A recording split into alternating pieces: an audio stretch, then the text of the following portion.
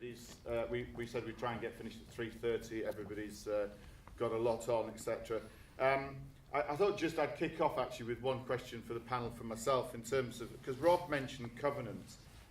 We've heard an awful lot today about the changing face of what's taking place in terms of retail and F&B. And so I think, given that there's a lot of pop-up and new, younger operators, new companies, etc., and challenger brands coming through, is that a problem? I mean, where does covenant sit in that when people are trying to select or build or develop? Is having, the old days it used to be an older company or a big company with a huge covenant was considered and nobody else, and yet we want pop-up brands and challenger brands. So would anybody on the panel like to pick that up in terms of... Feels like that end, I think. Question for the investor. Yeah. Clearly, it can be very, very important. When you're looking at the feasibility to bring forward a development for a town centre, who your operators are can be crucially important, depending on where your funding's coming from. Clearly, one way that a local authority can help enable that might be to put an overriding lease on the cinema, so that an investor knows that there is an income secured against the best covenant, the government, and then they can use that to, in a way, deliver the development and subsidise, well, not subsidise in a cash flow way, but enable them to take a risk to get the appropriate operator in. Okay. And George, yes, I thought you might. Yeah, I think institutions are going to have to change their views about the traditional institutional lease if they haven't already. But certainly local authorities can take a different view over capital value and revenue. If you do a prudential borrowing, PWLB, then your main point is trying to repay that loan, make sure that you're not running a deficit. Capital value, you can take a slightly longer term view. As for wrappers, that's a very interesting debate. If you can prove borrow, they're probably more expensive and give you less control. So, institutional is important because you've got to look at the capital value. One day you're going to have to sell the thing. But local authorities can take a slightly broader view than I think institutions currently. And that's a reason for direct funding and getting directly involved if you want to regenerate your town. Sorry, repurpose your town. Oops. I'd just say from an operator perspective, it's been really refreshing hearing from local authorities that they don't want, I think as Mark described, the clone town. They would like to be more flexible and offer a variety of offers. When I was managing director of Apollo, it was the single biggest challenge to great offer, but covenant was so weak. So it's really refreshing out there at the moment that there is more flexibility. I think it's very much an accepted position now that people are having to be more flexible. And what you've experienced, Rob, is probably moved on now, and that investors and particularly local authorities, as George says, are able to take a slightly different view, perhaps longer-term view. Okay, thanks, guys. I'm going to hand it. Julie has got a mic, and so I'm going to hand it over to us. Julie will bring up the mic. If you can just say who you are and where you're from before the question, that would be great. Thanks. Hi, David Shepherd from Barnsley Council. I'm really interested in sort of looking around as to what does the private sector need to do to give more local authorities confidence to do what it takes to transform their places. I'm really interested in that. The other issue the other question I want to put, if I can really up to, is what's the role of independence in our high street? How do we make sure that they're part of all of your plans? Okay, so David, that's the role of private sector within it in terms of funding and also the independence, yes? No, private sector in the funding, what does it mean to overall? Many of us from local authorities know that this is a very long journey with lots of challenges. We accept that the funding rules have changed. We've taken on in Spain what we need to do, but I'm thinking there's a number of local authorities haven't made those decisions yet. So what does the private sector need to do to organise itself and present itself in a way that more local authorities will want to engage in this type of transformation? And might I say, today's event, I think, is a fantastic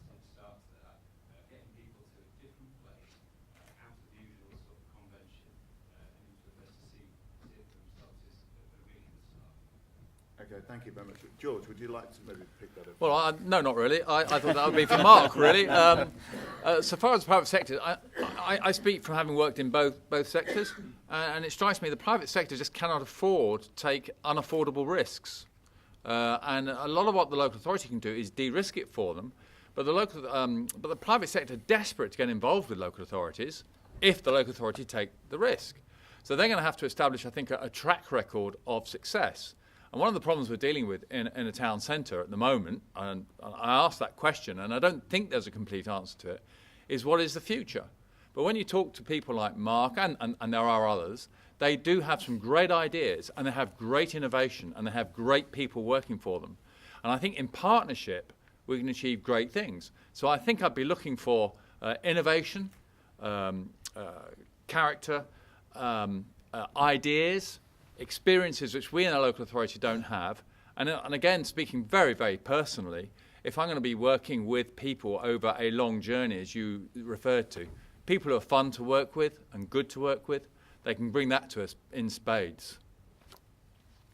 And Mark, would you like to pick up on that as well? Yeah, I think one of the problems about merging the public and private sector together is maturity, as in the thresholds for how long you want to invest.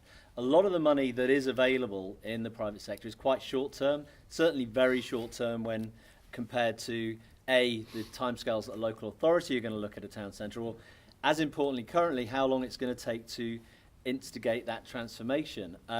One thing that I'm passionate about, and we're at very early stages of doing this as a business and as an industry, is getting the pension funds involved in town centres again. You know, I think we all remember back in the day, it was the man at the Prue who owned a lot of the town centre, a lot of the individual shops. They've all been sold off to, you know, people in their pension funds, what have you, offshore entities.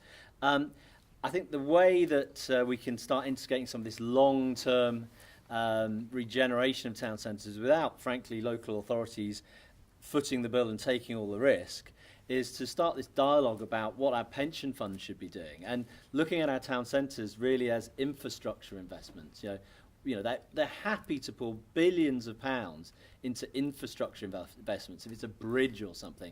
What's more crucial in infrastructure than town centres? You know, that's something I'd really like to promote through the industry.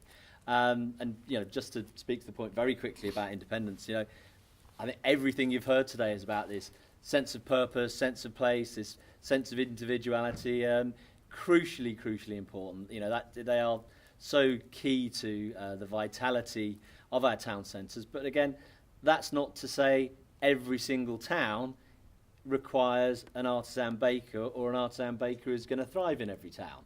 You've got to think, what is the suitable sort of independent for that, or independence for that catchment, for that for the people who live there? What do they want? What can they sustain?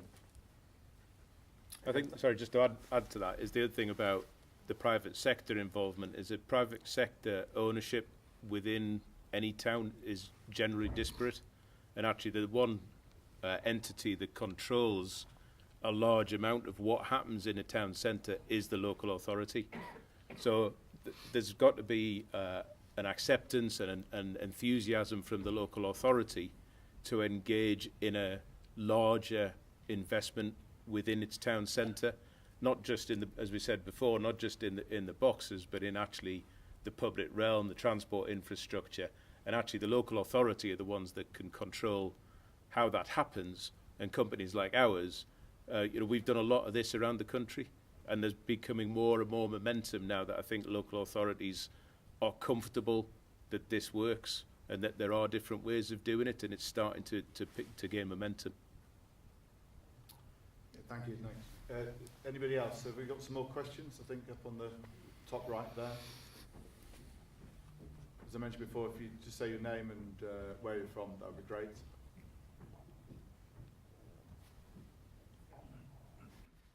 Mark Howard, Hoylake Vision Community Planning Forum.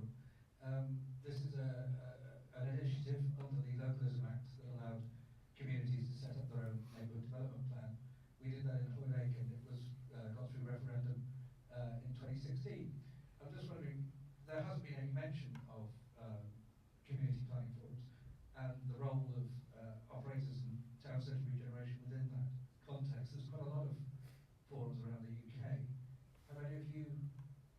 experience of working with community planning forums instead of just local authorities? Okay, thanks, Mark. This is a question on community planning forums. Do you want me to talk about community planning? Look, I'm not a planner, hey. I work in the planning department. I know that from Stockport's point of view, we're I think, pretty happy. I know we've got a neighbourhood plan coming through, I think, in Marple and elsewhere. And I think, you know, as been said, really, we do this for the benefit of the community. And I was very interested in the presentation, which looked at how you engage the community. I don't think we, as local authority, have quite cracked that one yet. I think we could do a lot more in that. But we are here, basically, to serve the community as best we possibly can. I don't know if that in any way answers your question. I think as part of the engagement process, which Wynne talked about, if there is an active local neighbourhood forum, they will form part of the discussion process, part of the consultation process, as we're working up the proposals that we're wanting to promote. And it would be very much a two-way street and an interactive discussion on the impacts and the thought process that goes into that. I must admit, I've never worked with one. It sounds really very interesting, and I'd like to learn more. In terms, you know, the Grimsey Review too, I don't subscribe to all of its recommendations, but the sort of process that you seem to have gone through seems to be one which I think the vast majority of the industry would be commending and want to engage with. Thanks, that's all later. Is there anything, Mark, just before you hand over, just from you, given that it's Hoylake and that's quite close, Julie, just 2 seconds. I mean, how have you engaged? Because I agree, I thought that was a very interesting session earlier on in terms of how to engage, etc., with local communities. What are you doing in Hoylake? Well, I'm both chair of the Community Planning Forum, but also a director of a community interest company, and we set up a steering group to bring a cinema and art centre into the town. We now have the town centre, the town hall, and we've actually just got planning permission for a 2-screen cinema, 17 retail units, 40 apartments, restaurant, bistro, and so on. But we still haven't got any financial support from the council or anything like that. We've applied for coastal community funding and waiting to hear on that, but if we don't get that funding, then we have to find other sources of revenue, of funding. Okay, all right, thanks very much. All right. Okay, throw it back open to the floor for any more questions. Anybody? Just down, Julie, just a little bit in front of your head, down here.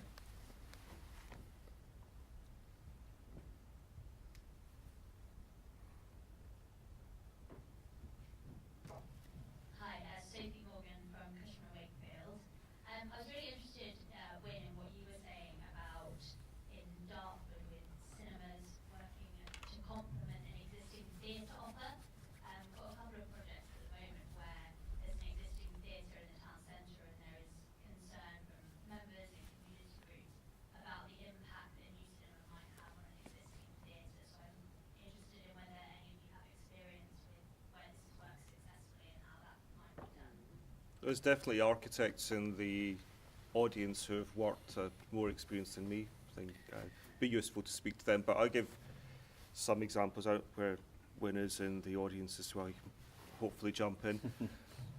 Multi-arts location on the Norfolk coast at the moment that was primarily town centre, only had a theatre, and they want to convert it into theatre plus 2 cinema screens. And we were overlaying the theatre audience with the cinema audience. It was so interesting that the theatre was dead in August and weak during January to March, which essentially become the peak summer holiday week for cinema, and also the Oscar BAFTA season, which would be great for that audience. So it actually helped us to overlay audience. It will probably increase its turnover by around 40%, but the food and beverage and the revitalisation of the town during peak holiday weeks is substantial. There's others in that area, others in the north. Yeah, there's a variety of case studies, but I think there's a really good complement there.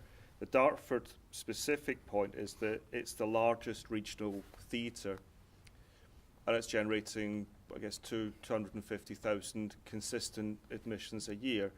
That's not sufficient for a large range of restaurants to come in, but combination with cinema, it's ideal. I give another example of a substantial leisure centre, I think generating about 400,000 footfall a year in the north. That combined with a cinema plus a supermarket creates the vitality that would generate that town. So again, different mixes, different areas. I would just like to add as well with theatre, I think as an operator, what are you looking for to come into a town for a cinema? The theatre's an interesting one. When we opened in New Brighton 7 or 8 years ago, you go to New Brighton and literally you go on a Tuesday evening, there's nothing going on. There was no one there, it was deserted, it felt like a ghost town.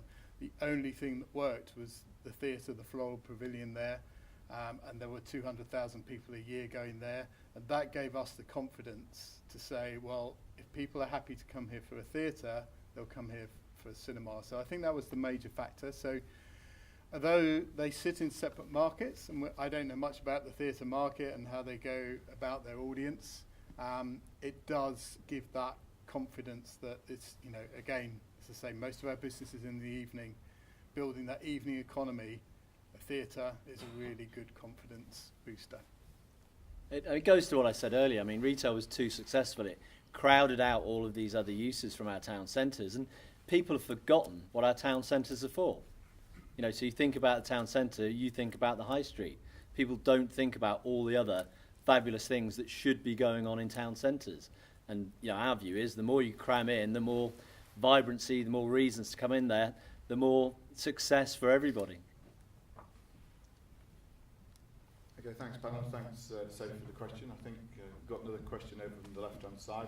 And after this one, we've probably still got time for 2 or 3 more questions before we break. My name's Tom Marshall, Councillor Tom Marshall, from Lichfield, which many will have noticed was mentioned as one of the places which is considering having a cinema. We still are, of course, but unfortunately the scheme which was highlighted on that example is now dead, and we're looking to rekindle something else. And the cinema is still very, very much a part of that scheme, or we hope it will be. My only concern is that we have lots of people here today from all over the country, and in 2 years' time we could well see a proliferation of cinemas in every single town in Britain.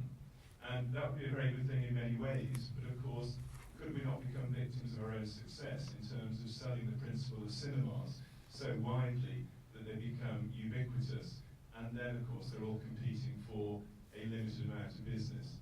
I'm not wishing to be pessimistic in any way at all, because by nature I'm an optimist, but I'm just making the pragmatic, if you like, pragmatic point that if we get too many cinemas, then there may well be a lack of footfall in each one. So thanks, Tom. I'm going to pass that to Keith, who's got a pipeline as long as your arm, so he can answer first. Well, yes, thanks for coming. I still absolutely want Lichfield to be on my list. That's why it stayed there. But you know, we know the problems that people face, and you know, where I want to say we're in it for the long run. We want to see a cinema in Lichfield. Lichfield is a town that absolutely needs a cinema. But just to build on your point, I think wherever you've seen good cinema provision come in, it's definitely grown the business in that local economy. So I think it's about, if you give people good facilities, then that just generates more business. So Stockpool's a great example of that. The Cineworld that was here, up by the station, you know, was coming to the end of its lease. It wasn't really a good offer, and there was 2 things going on: latent demand in the town, or people going into Manchester. And as I say, this cinema now, suddenly and it was a 10-screen cinema in town, same size as this really, was doing around about 200,000 admissions. We're on course to do 500,000. Some of those we've clawed back from their outer areas that were going to Didsbury or Manchester City Centre, but a good proportion of them were people that just weren't going enough because they didn't have good facilities. And if you think on average in the UK, people go 2.7 times per annum. It's kind of been stuck at that level for a while now.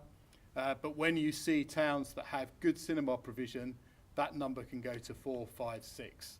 So I think, I guess I'm the operator here, so I would be positive about the market, but I don't think we're anywhere near that point where we need to worry about too many cinemas, because you're seeing a lot of those cinemas that were built in the 80s and early 90s now coming to the end of their life. That's what happened in this town, and it's replaced with something new and more appropriate.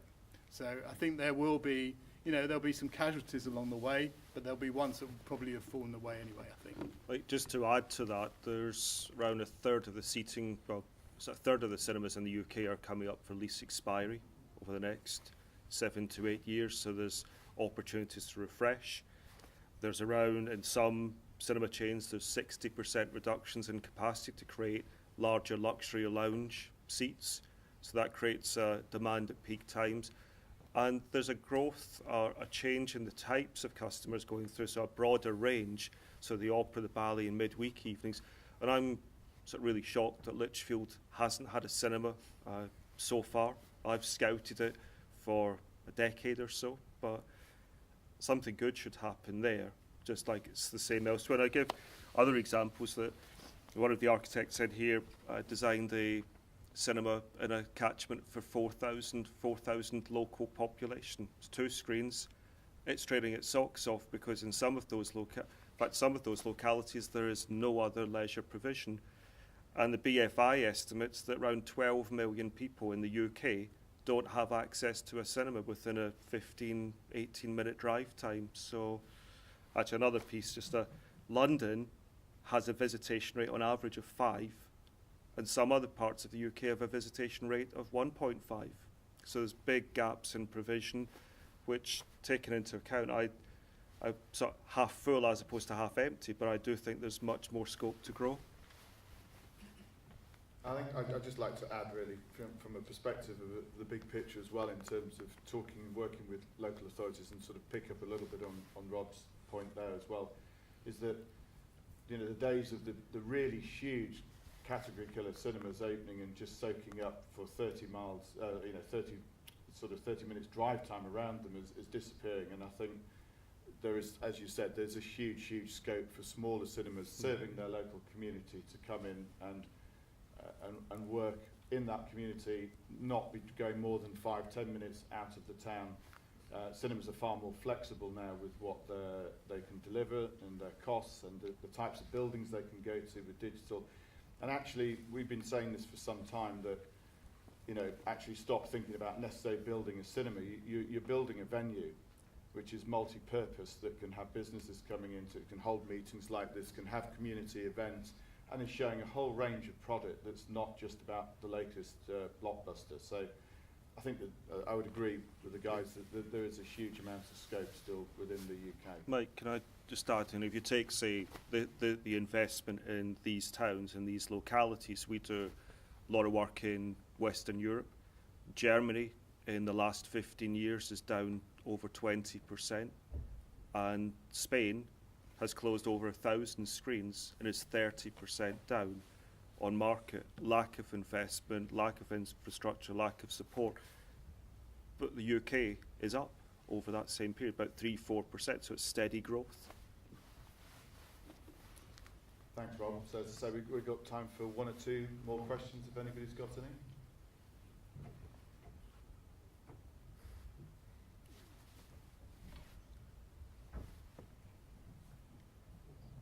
Yes, good afternoon. My name is James Miller. I'm from Fun Station. We operate family leisure facilities.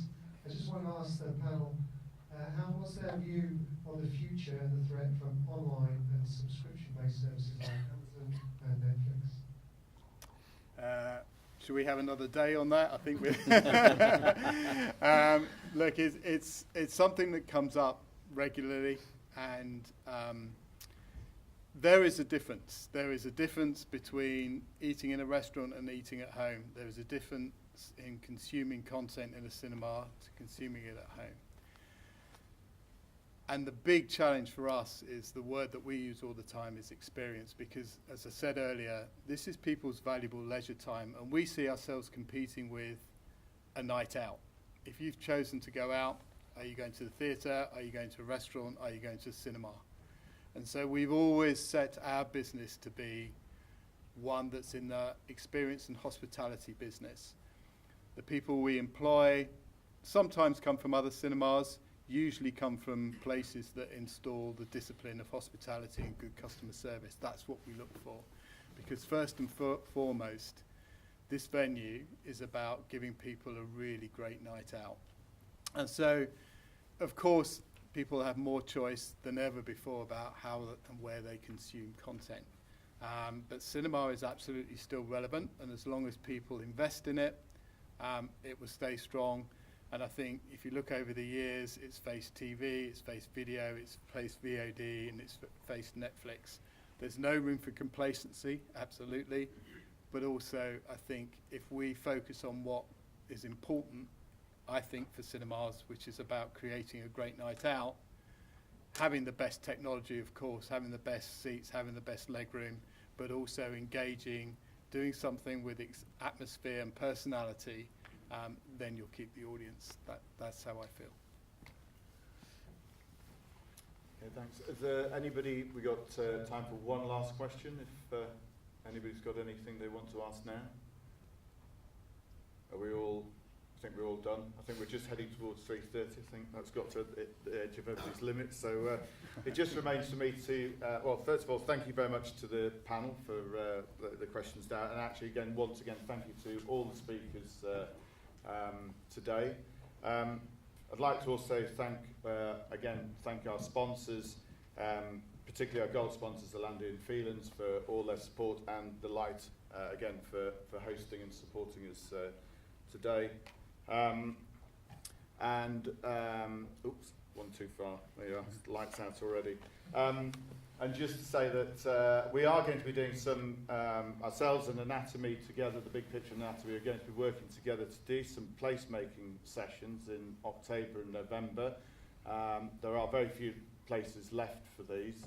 They're in Manchester and London. We will be, both you and I and the rest of the team, will be on stand 78.